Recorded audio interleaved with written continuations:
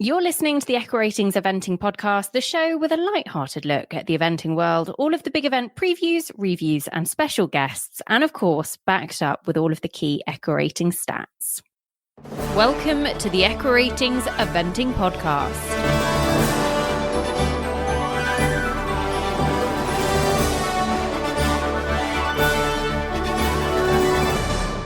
So hello and welcome to another Red Mills special. It is me, Sam Watson, again. This one is going to be a pleasure. I'm with a very good friend and someone who I made my championship debut with back in 2009, and she has gone on to finish in the top 10 at Badminton and Burghley, the two biggest events in the sport, and also finished 6th place in the Hickstead Derby, and this year a winner in a class in a 5-star show in Dublin on home soil. Elizabeth Power, or Izip, as I know you and lots of people know you, welcome to the podcast. Thank you very much, Sam. It's a pleasure to be here. Now, I want to, that CV is pretty cool. I think too, we will get on to the Hickstead Derby, but I think most eventers in particular would look at the size of those fences and just go, hang on, that's not for me, that's just a bit too big and a bit too crazy. So to have done that and to have had the success you've had in eventing is incredible. This is an eventing podcast, so I will say that your Grand National winning brother Robert Power is very lucky and honoured to have you as a sister, and your you can talk about your dad's CV in a little bit more detail, but your entire family, we were talking about your mum off air before we came on, you come from a brilliant horsey family is the only word to describe it. And I would imagine that's probably where you get a lot of your talent from.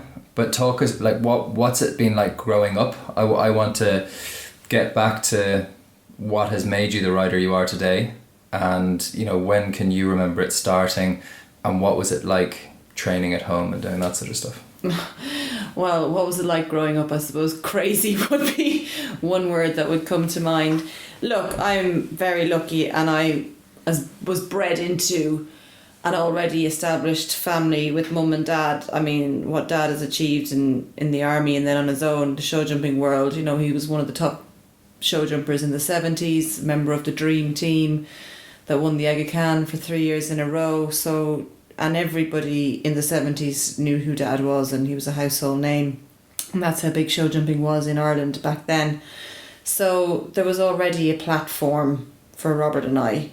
I don't remember the first time I sat on a horse. I just remember being on a horse, and that's all. I just remember going to shows. We did all the pony show jumping and stuff as kids, and we were super competitive and super professional from about age 10.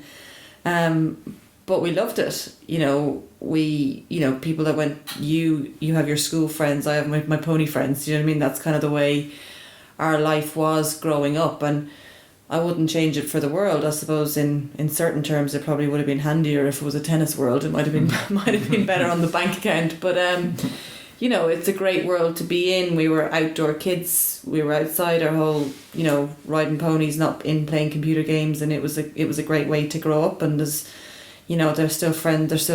They're still best friends of mine to this day that I met in that world, and it was the foundation for what I've decided to do now.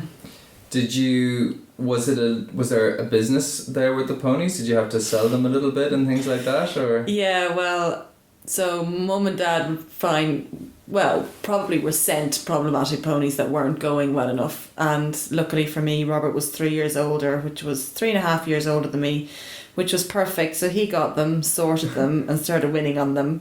Then I took over, didn't mess them up, and then they were sold after that. So yeah, we thought we were having a great childhood, but little did we realise there was a little underlying business going on that was working out okay. It's been a bit of a theme, like the horses that, there's 3 horses that you've taken to Burghley off the top of my head that have all been ex-race horses. Mm-hmm.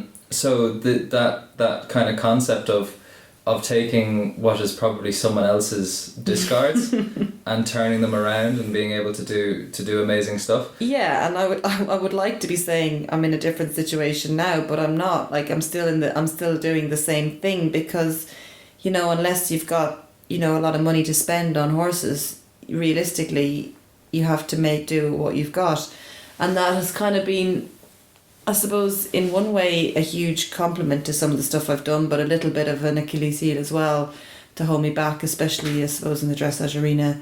You know, they still do great tests, but you just, you know, you're struggling a little bit, and it takes, and I've always believed in Solidum from the day I got him, but I had to wait till I got to Burley to prove his superiority over other horses in what he was able to do, because at the lower levels you don't see the difference, because the other horses, these flashy big jumping horses, can manage it at the lower levels, and it took till a competition like Burley, where it was genuinely about stamina and endurance, for his to come into the forefront. You had a good day. There was a good day at Gatcombe. I remember it was a really wet Gatcombe, and there was an event rider masters there, and I think it was probably the first year of ERM, and I had to commentate. I joined the short straw, and I realised that day that I definitely didn't want to be a commentator, and I would much prefer to be a rider. I enjoyed you watching you going around Gatcombe that day and finishing on the podium, but I was kind of jealous. But he seems to have an incredible engine. Yeah, I mean, he to be fair, is different to any of the thoroughbreds that I have ridden. He's not a go slow racehorse. I don't have him because he was no good on the track. He actually was a winner in France as a 3-year-old. So he had proper racing ability as well. But I've never had a cruising speed like it, and you know, you can look at certain parts of the Burley round and the Chatsworth round where I was too far inside the time, but in my head I thought the only way to make Chatsworth is go and be as fast as you can everywhere. Little did I realise that his cruising speed is just another level to anything, and he's not strong, so he's adaptable and manoeuvrable and all of those things that make slower horses quicker. You know what I mean? He does all that too. So yeah, when I was ridiculously too far inside the time around Chatsworth, you know, that natural cruising speed that he has, and you know, you can't mess with that. That's just the way he just cruises at that speed, and if you try to slow him down too much, I think you take away, you know, what's his rhythm. His rhythm is just a gear quicker than most. Yeah, I saw that at WEG in 2018. There were, you know, Classic Moe and Arctic Soul were, you know, I think Classic Moe in particular was quite a long way inside the time. Mm-hmm. And having a conversation with people saying, oh, you know, probably you shouldn't be that far inside the time, but it's very hard to go around a championship and not take a horse out of its rhythm. If that's their gear, if that's what they're used to, you kind of got to roll with it, and it's probably a sign that the time maybe wasn't tough enough. I want to talk through some of the horses. Some of the best horses I've seen you on as young horses have then had to be sold, and that's part of the heartache of it. But you're very good with dealing at that side of it. The survival of it too, I think. Yeah, the survival, and you know, you've been pragmatic about that, and I'm sure it hurts on the inside, but you can't. I mean, if you complain and moan about that sort of stuff, then you can't survive. But a horse who was hugely talented and still, I think, one of the nicest event horses I've seen was Kilpatrick River, and that's who you really broke through onto the top level, the badminton level and the championship level with. You came very close on a number of occasions to having some really, really big results with that horse. So talk me through him, and then the ups and downs that go with, say, you know, Barbary being probably one of the ups, and then Fontainebleau, and then for a different reason probably Burley being. Yeah, I mean, that horse came at a great time in my life. I was young. I thought I could do anything. I hadn't lived enough of life to realise that things didn't always work out. And I've probably learnt more about horses from that one horse than I ever, you always keep learning, but that one horse has taught me so many lessons about not just the competition side, the dressage side, the jumping side, the management side, what they can achieve, what they can't achieve. If I could do it all again, I wish Kilpatrick River didn't race 27 times before I got him. 27 times? Yeah. That's a huge amount. So he never had a problem up going through the levels, and it wasn't until we got to the old 3-star, which is now 4-star Brahman, that he got his first injury. And then, you know, he was on the go from 2 years of age racing, so he just had a lot more wear and tear than what your average event horse at that stage in their career would have had. And then, so that was the year of... He was second in the under-25s at Brahman, and that was the year of Beijing, but he got an injury, so that put any more efforts to try and get there to bed. And then 2009, as you said, was our championship debut, and we had a great start. I went to my first badminton. Couldn't have gone better, really. He was 10 seconds inside the time. We were in the top 10, moved up. I had the last fence down in the show jumping, which was a bit unlucky, and cost me 4th place. So even though we still ended up with it still could have been better, which is kind of the story of that horse's career, really. There was so many could have been moments that we just didn't get to nail one of them. And unfortunately, I think the soundness issues was fundamental in that, to what it definitely held him back from what he was capable of achieving. Externally, I would say that you take those setbacks very well, but internally, does it sometimes, like, is there... Of course it does. Like, you can't, it's horses and it's life, and you cannot, you have to deal with these things in a pragmatic way, and fundamentally you have to learn from them. Is there, what could I have done differently? Is there something I could change? And once you learn the lessons, then you have to leave it go. But it took a lot of learning for me to be able to do that. There was a lot of pain along the way. There was a lot of, and I have to say, watching you and George, as much as I love you and I loved what you and George went on to do, he stayed incredibly sound for a lot of years, and you got to go to a lot and we started on the same path, and there was a lot of what ifs. If I'd just been sound enough, what could we have achieved? I know that sounds a bit like I can say that to you because you're my friend and you know what I mean by that, rather than it sounding in any way negative about what you and George achieved. It's just like, if you just got that chance, but that chance will still come and that's just life with horses. They were so, I mean, watching you being there at Fontainebleau with you, where I would wear an individual medal at your first European Championships. I mean, to give the scorecard doesn't always give the full picture. I mean, there was only 3 people inside the time that day. Nicola Wilson was one, Michael Young was another with Sam. That was his first championship.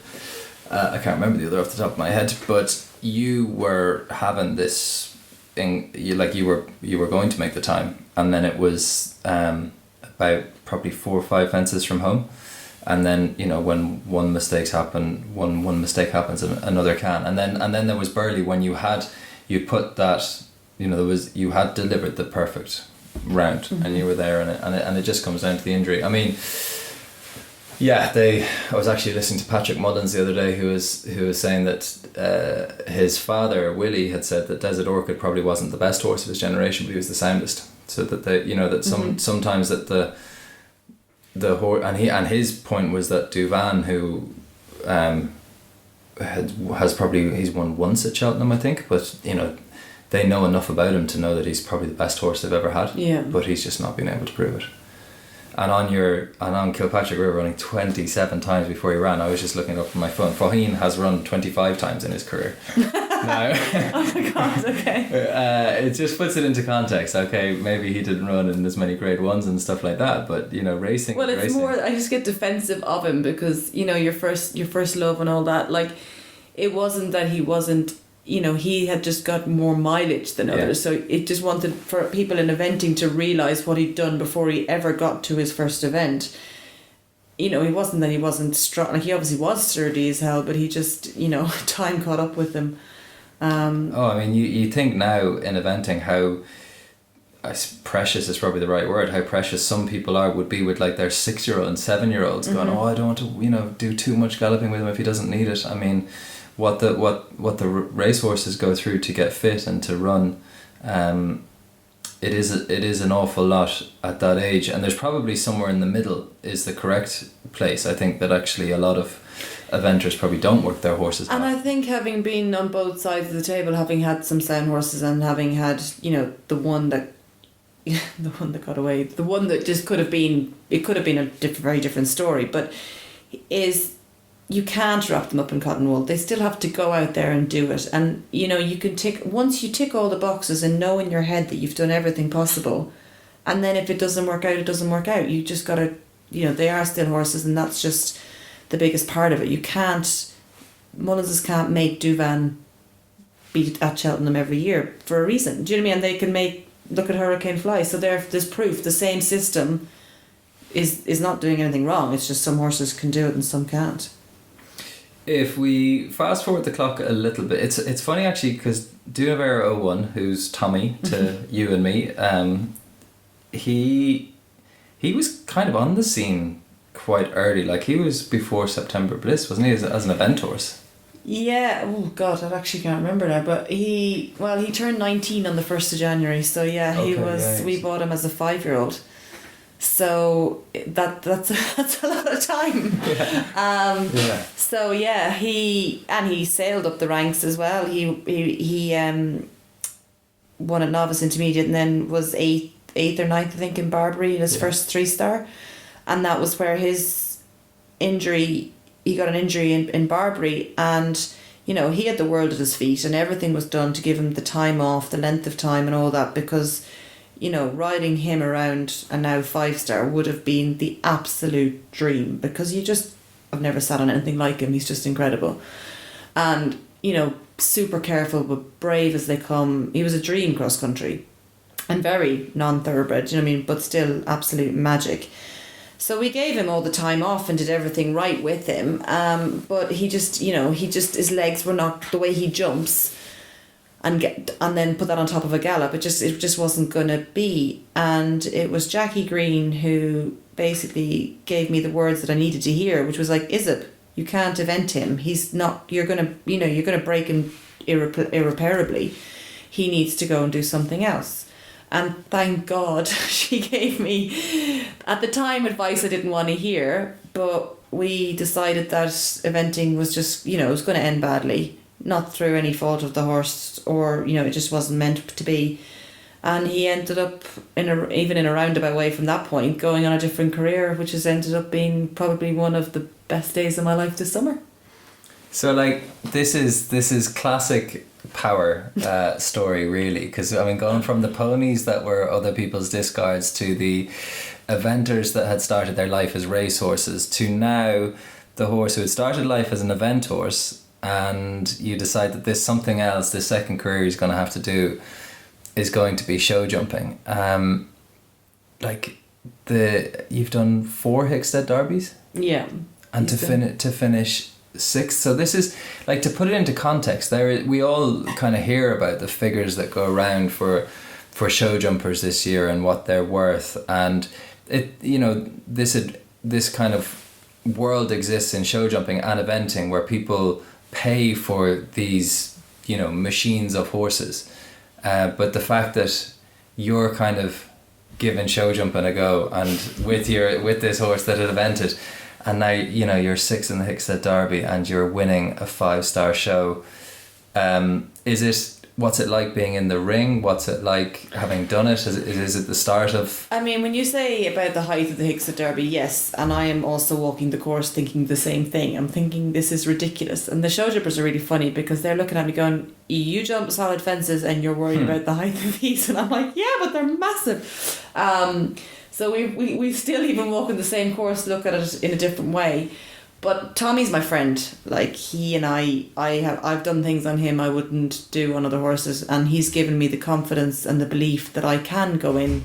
Yes, I jumped ponies and stuff as a kid, but I've never anything to the level that I've done on him. But it's a bit like me and my best friend kind of going on a road trip. Like, we just... And, like, it is a lot of the time just me and Tommy together anyway. And it's just something we do. And, you know, he's just the most genuine, best horse in the world that... You know, he loves what he does. He absolutely loves it. And I love doing it on him. and it's been a lot of fun, and there's been huge success. And I mean, at age 18, he had the best year of his career, so it was a great year. What does it, like, where does it put you then in your mind in terms of going forwards? Like, I mean, I know everyone's waiting for the right horses to come into the yard, but is there something that you would love to do in either sport? Is there one kind of objective in either one that's calling you more than the other? So the one question I actually have been asked a lot this year is, which do you prefer, show jumping or eventing? And I was like, I just love winning. And realistically, you know, riding Tommy in the ring and winning a big class gives me as big a kick as riding Alfie around Burley and doing, you know, I still haven't achieved what I want to achieve in eventing, and that's kind of bugs me a bit because there's too many nearly there stories. I haven't achieved the story that I need. I need to put... But you're in your 30s. Like, I mean, you look around and Andrew Nicholson's and William Fox Pitts and Mark Todd's, I mean, you know. Yeah, so therefore I feel very incomplete in eventing. Like, I haven't achieved what I want to achieve and what I feel I'm capable of achieving.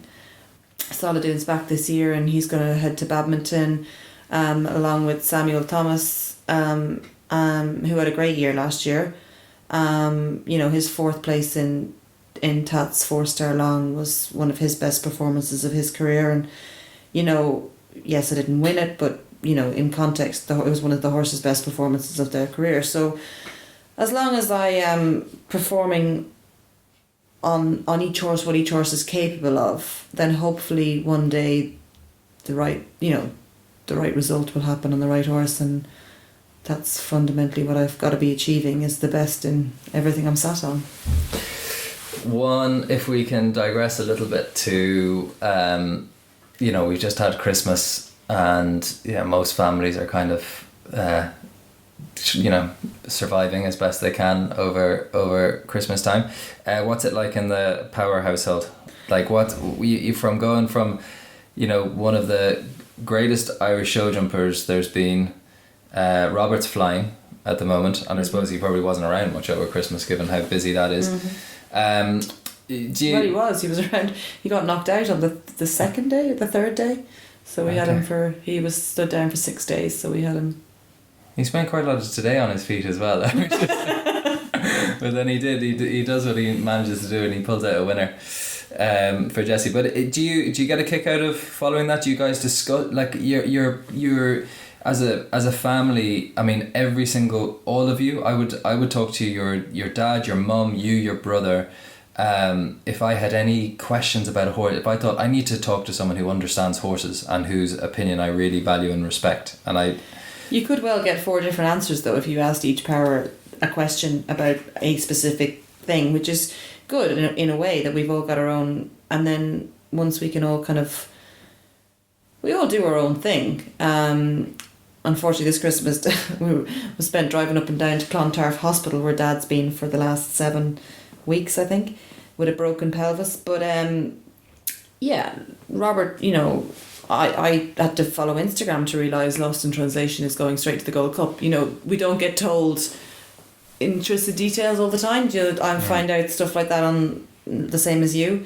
But we hugely support each other. We follow each other, but we get on with our own business and our own lives. You know, we don't, which has to be done because we have to do that.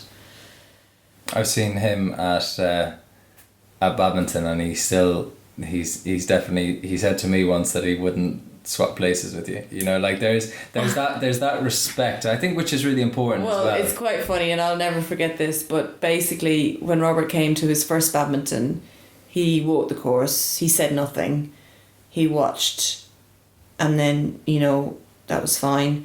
And I think I'd been the year before, I think it was my second badminton, and I was having issues, and I didn't put the foot down and didn't go quick enough. So he'd said nothing all day, and he saw that it was massive, but still the competitor in him at the end of the day eventually come out and he goes, "Can I ask you something?" And I was like, "Yeah." "Why'd you go so slow?" And I was just like, oh my God, I've just jumped clear around badminton. And now you're like, "Why'd you go so slow?"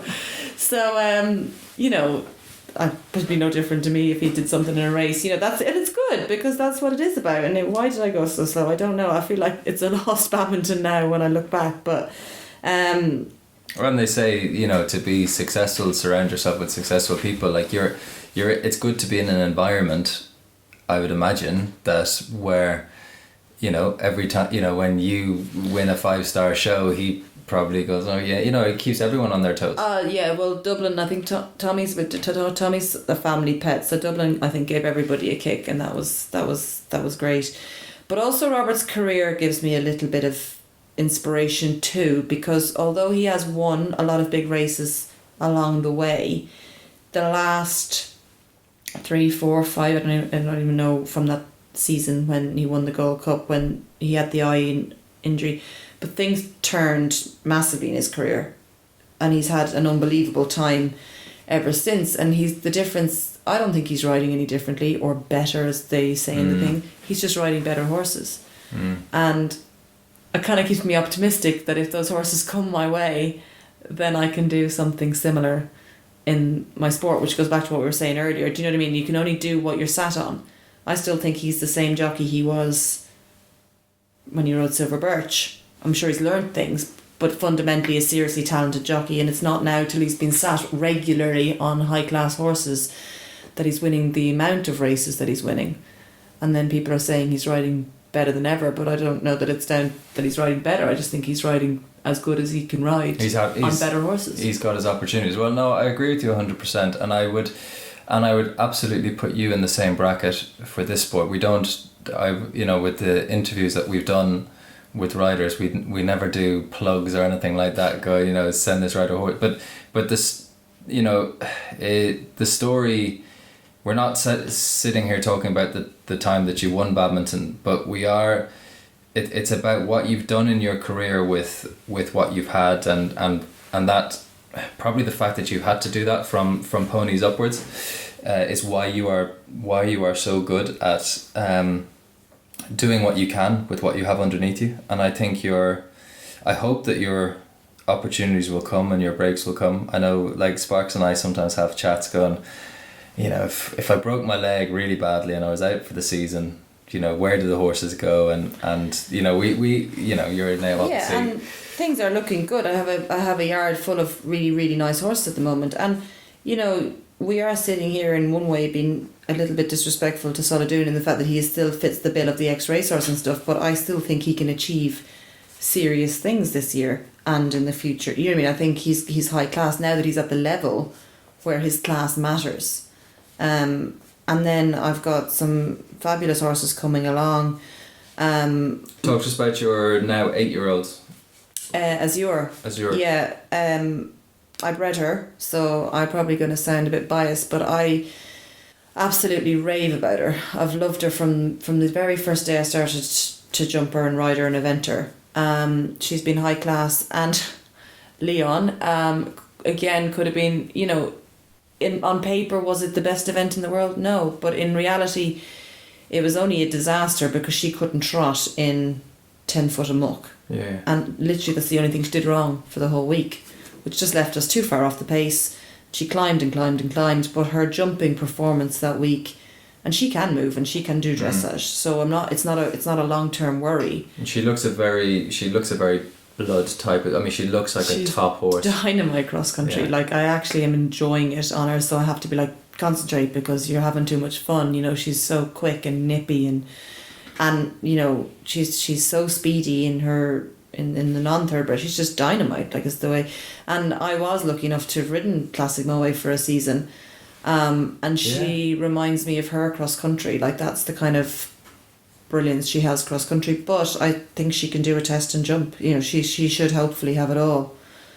Well, my hope for you for 2020 is that rather than someone from another country writing a check to take that horse out of the yard, I hope someone writes you a check to keep that horse in your yard and kind of helps you on your journey, because I still you're a great friend, a great person to bounce things off and to give honest and insightful feedback, but going off to that championships in Fontainebleau over 10 years ago, you're a winner, and that comes across in terms of even your response to which phase do you prefer most. And in terms of a Red Mills plug, their tagline, "Feed your desire to win," they're definitely supporting the right rider. So good luck in 2020, and thank you. It's going to be an interesting year.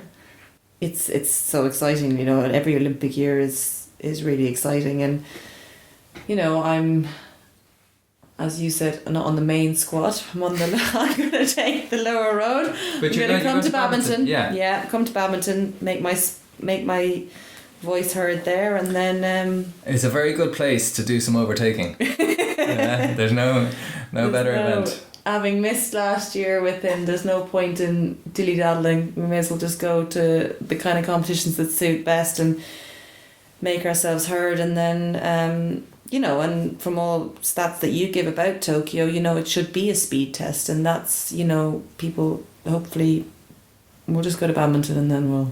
Yeah, I mean, they've announced now that the course will be 8 minutes rather than 10, but that shouldn't be taken as making cross country less influential. Did they not make it speedier? Exactly. They did the same in Hong Kong, which is the last time we've had a shortened cross country course, and the fastest time was 9.6 time penalties. That was Shane Rose and all luck. That's the event I want to be at. Those type of events there. Well, I look forward to watching you in Badminton. I may be there joining you. We will see. We'll see what happens with the horses. We're going to start off in Portugal and see how they go. But thank you very much for joining us. Pleasure. And yeah, we'll see you on the circuit very soon. See you there. Thanks, Sam. Thank you for listening to the EquiRatings Eventing podcast.